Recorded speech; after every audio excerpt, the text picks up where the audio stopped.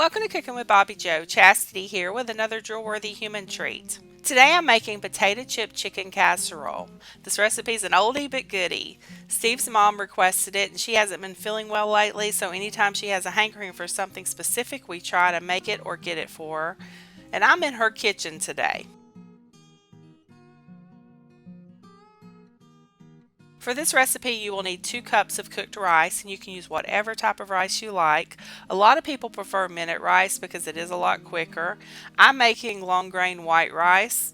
I just put 2 cups of chicken broth, 2 cups of water in a pot with 1 tablespoon of butter and a little bit of salt, and bring it all to a boil. While I'm waiting on that to come to a boil, I'm going to get out my casserole dish and butter it up. And look at this beautiful vintage casserole dish. This is made by Pyrex, and for you vintage cookware fans, the pattern is Heritage Early American. It's from the early 1960s. I'm not sure if you can see it in this lighting. I'll take a photo and put it in the video so you can see it better.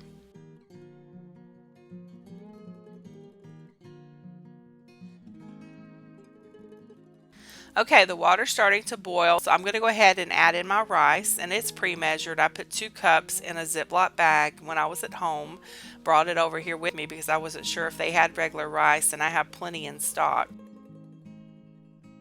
You want to place the lid on the pot, reduce the heat to low, let it simmer for about 20 minutes or until the water is absorbed. The recipe also called for 3 hard-boiled eggs sliced, and I went ahead and steamed these at home so they're ready to peel.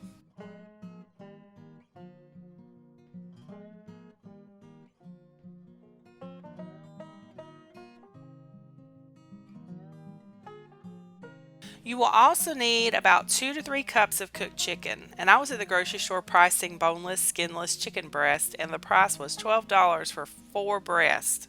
It was way too much for me, so I could buy a whole chicken a lot cheaper, but I did not want to spend this hot day roasting a chicken and heating up the house with first the chicken and then the casserole. So I picked up a $6.99 fully cooked rotisserie chicken from the deli, and I'm using this styrofoam plate. I can't find things in this kitchen. I'm not sure where everything's located, so I'm just working with what I can find. So I'm going to remove all the chicken meat from the bones, and for those of you that like quick and easy shortcuts, buying a fully cooked chicken is a very good shortcut. Plus it won't take all this chicken, so you will have leftover chicken for like chicken salad, or you can have shredded barbecue chicken sandwiches.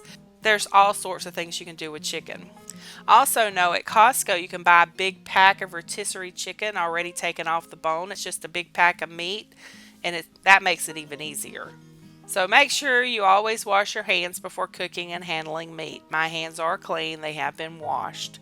I'm sure there's probably instructions out there on the proper way to debone a chicken. I've never been one for doing things the proper way. I just dig in and start removing the meat. You can also use canned chicken, but it won't be as juicy as this, but it would be quicker, easier, and cheaper. Okay, so I've got about 4.5 to 5 cups of chicken here. The recipe calls for 2 to 3 cups, so I'm going to use about 2 cups, maybe 2.5 cups. Also, I'm going to slice a little off this lemon. I need about 3 teaspoons of lemon juice, so I don't need a whole lot. I have searched for a mixing bowl and I can't find one, so I'm going to try to mix all of this into this measuring bowl, and I really do not think it's all going to fit. I'm adding in 3/4 a cup of mayo, 1 can of cream of chicken soup, some salt and pepper. I'm going to mix all that together.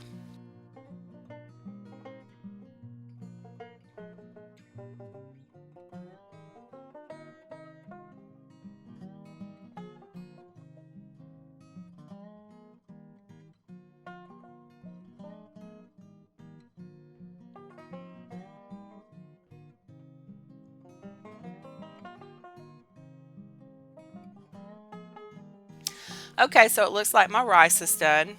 We only need 2 cups of cooked rice, and I would normally use a dry measuring cup to measure this rice out, but I can't find one. And I'm lost when I'm not home in my kitchen, so I'm just going to have to estimate. Okay, this is going to be very challenging because this is getting very, very full. Add in the eggs, and I'm going to pour this into the casserole dish and mix it together better.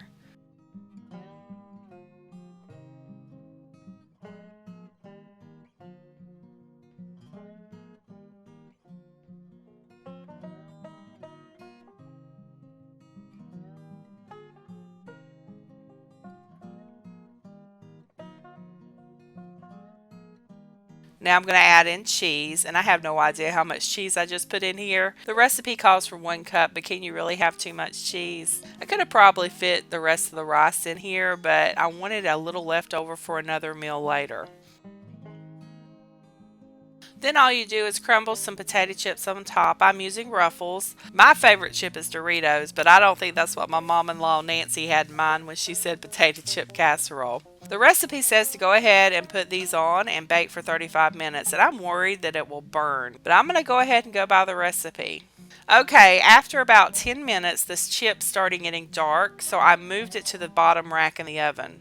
I kept an eye on it and it did much better on the bottom rack. I'd suggest cooking it 15 minutes, remove it from the oven, then add the chips to the top, or cook it on the bottom rack the entire time. Well, it's done and it smells delicious. I did remove the darker chips. Let's dip some for everyone. It was a success. Everyone loved it. Okay, so a few tips. If I was cooking this just for us, I would add chopped onion and crushed garlic to it. The recipe also calls for celery, but we don't care for celery, so I just left it out.